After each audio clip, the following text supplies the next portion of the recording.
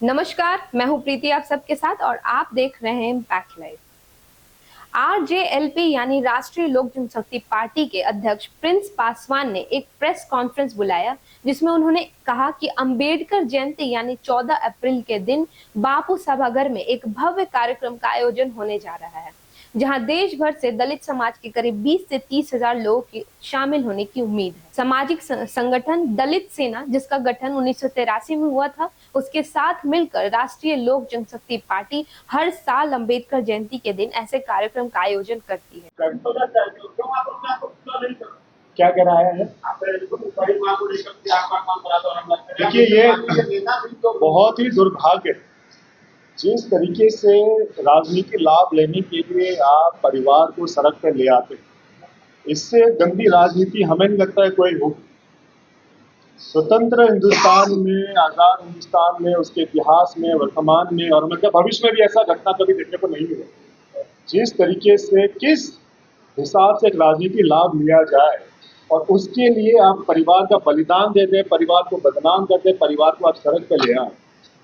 तो आपने घटनाक्रम बताया है, बड़ी माँ का, गांव की बड़ी माँ का जो घटनाक्रम है, बहुत ही शर्मनाक है।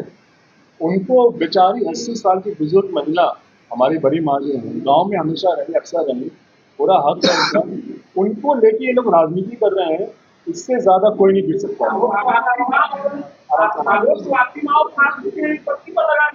हमारी माँ पे तो केस कर दिया इन लोगों ने। चिराग भैया की पार्टी के लोग जाके हमारी माँ पे केस करते हैं। आप इस बात को समझिए।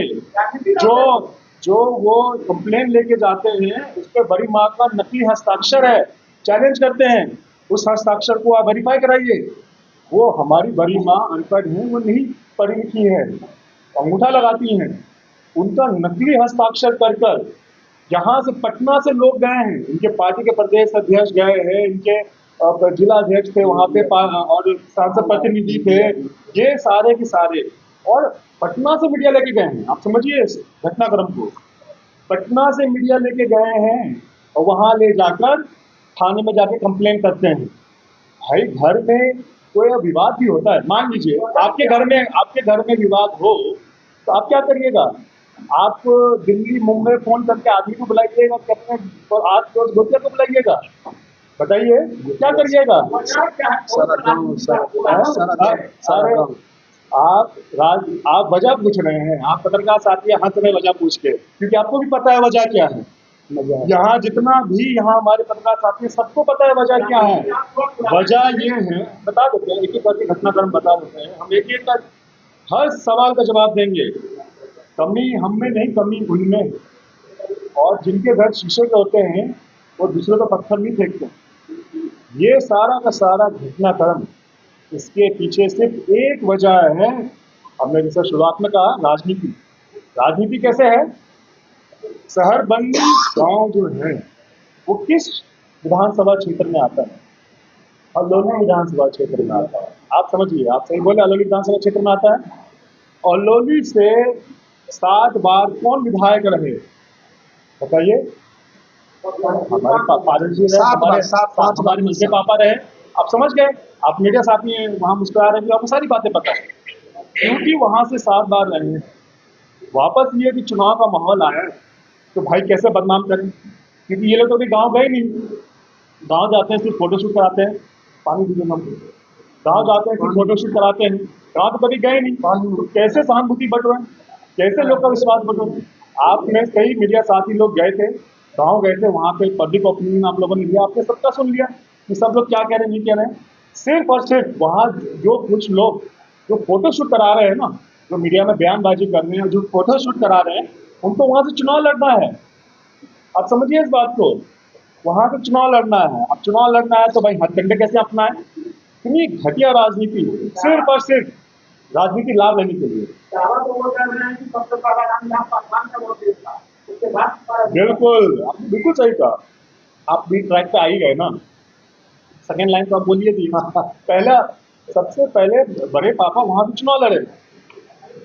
जब बड़े पापा वहां से चुनाव लड़े, जब लोकसभा लड़ने लग गए, तो वो सीट पे हमारे मंझले पापा, हमारे राष्ट्रीय अध्यक्ष पशुपति कुमार पारस जी लड़ने लगे। उस वक्त शिक्षक थे, राजनीति में आने से पहले हमारे मंझले पापा शिक्षक थे। फिर उन्होंने वहां शिक्षक की नौकरी छोड़कर वो राजनीति में आए और वहां से चुनाव लड़े, लगातार चुनाव लड़ते रहे। हमें 8 बार क्रम से वहां चुनाव लड़े और उन्होंने वहां के जनता की सेवा उन्होंने किया।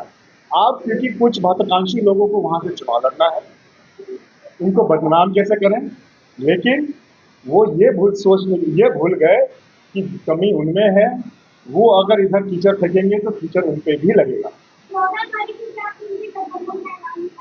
अब देखिए, हमारे राष्ट्रीय अध्यक्ष जी तो ये बात बोल रहे हैं, अब ये उन पे निर्भर करता है। अब एक हम लोग प्रोग्राम करने जा रहे हैं जहाँ पे पूरे बिहार और देश से वहाँ पे लोग आएंगे और हमारे राष्ट्रीय अध्यक्ष जी जो निर्णय लेंगे वो जो पार्टी का निर्णय होगा, जो बिहार की जनता का निर्णय होगा, वो मेरे साथ बात करिए। भाई, हम जनता के लिए हैं, हम जनता की सेवा में हैं, जनता के बीच में हैं और जिला जिला हम लोग घूम रहे हैं।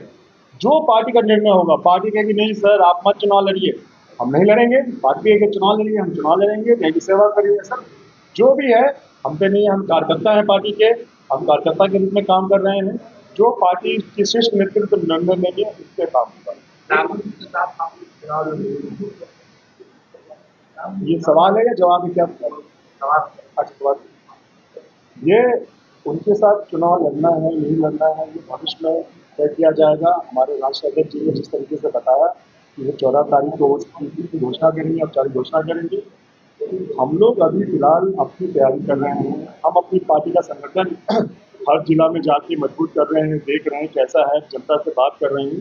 जो हमारी पार्टी के कार्यकर्ताओं का जो भी फैसला होगा, जो भी उनका सुझाव होगा, और जितनी भी हम जहाँ जहाँ जाके गाँव के लोगों से मिल रहे हैं, उनका हम लोग सुझाव सुन रहे हैं।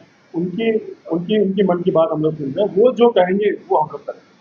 राहुल गांधी ने कहा है कि संपत्ति का मामला जो आ गया है, राजनीतिक लड़ाई बड़ी लड़ाई है, तो उसमें अब उनका कहना है कि अब संपत्ति का बंटवारा 4 हिस्सों में होना चाहिए। क्या इससे आप देखिए, अरुण जीजा जी हैं, हम उनका इज्जत करते हैं। पता नहीं वो इन सब चीज़ों में पड़ गए हैं। उनको इन सब चीज़ों में नहीं पड़ना चाहिए, परिवार के लोग, और ना ही परिवार की बातें इस तरीके से होनी चाहिए। आप मीडिया के आगे आके बोलिएगा कि संपत्ति का बंटवारा करो। मीडिया आप लोग करेंगे संपत्ति का बंटवारा कि भाई घर के लोग के बीच में होता है कि थाने जाके संपत्ति का बंटवारा होता है? बंटवारा भाई हमें क्या करना है? आप जहाँ प्रेस कॉन्फ्रेंस कर रहे हैं, पीछे चिराग भैया का ज़मीन है, सामने है। जब वो अलग हुए, उन्होंने परिवार को अलग किया, उन्होंने पार्टी को जब तोड़ा, तो ज़मीन उन्होंने अलग कर ली अपनी। पीछे तो ज़मीन अलग कर ली उन्होंने, बंटवारा तो कर लिया। आप समझिए, वो घटनाक्रम समझाते हैं। हाजीपुर वाला जो ज़मीन है वो भी उन्होंने ले लिया। कृष्णापुरी जो था वो पार्टी के नाम पे था, वो भी उन्होंने ले लिया।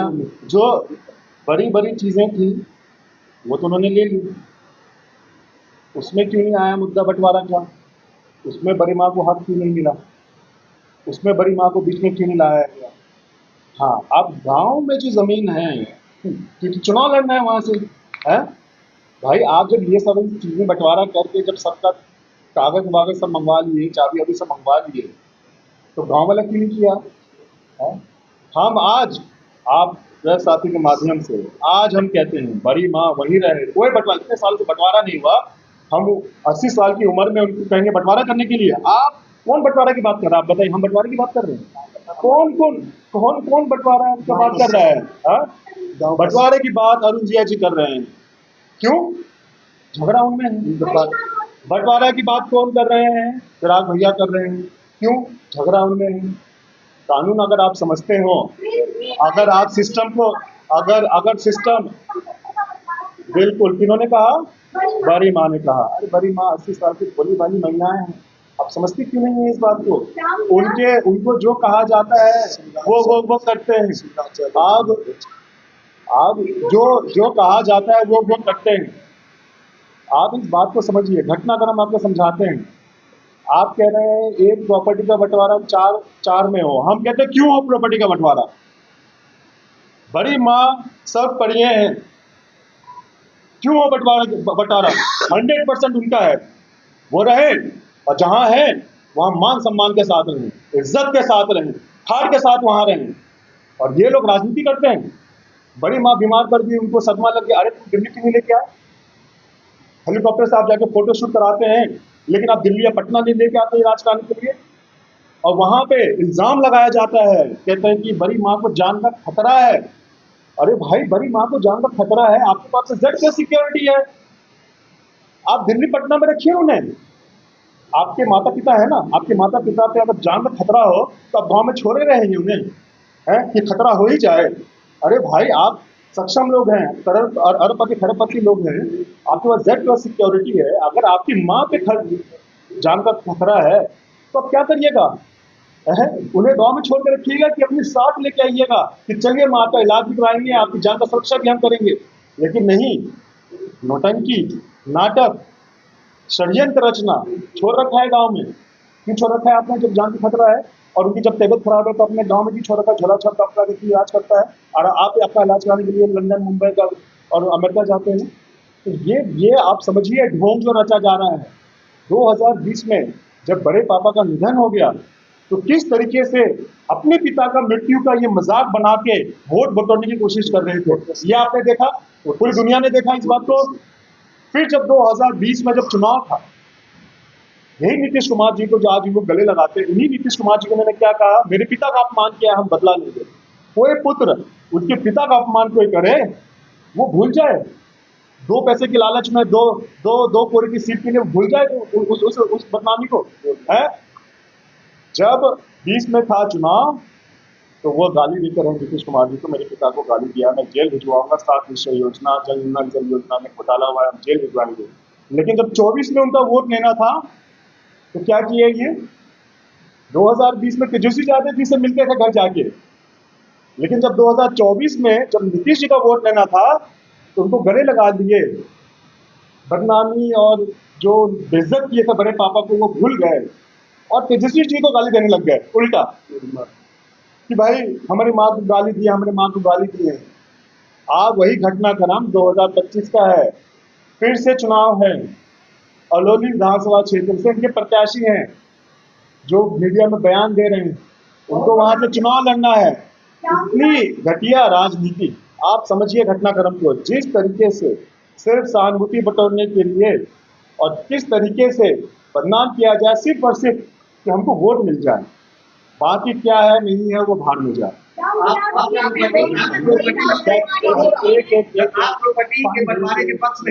अरे भाई, हम नहीं है, बड़ी माँ का है, बड़ी माँ वहाँ हक। अरे इतने सालों से बड़ी माँ वहाँ पे पूरी मालकिन वो बन के रही, इतने सालों से वो सब कुछ देख रेख वहाँ पे कर रही है।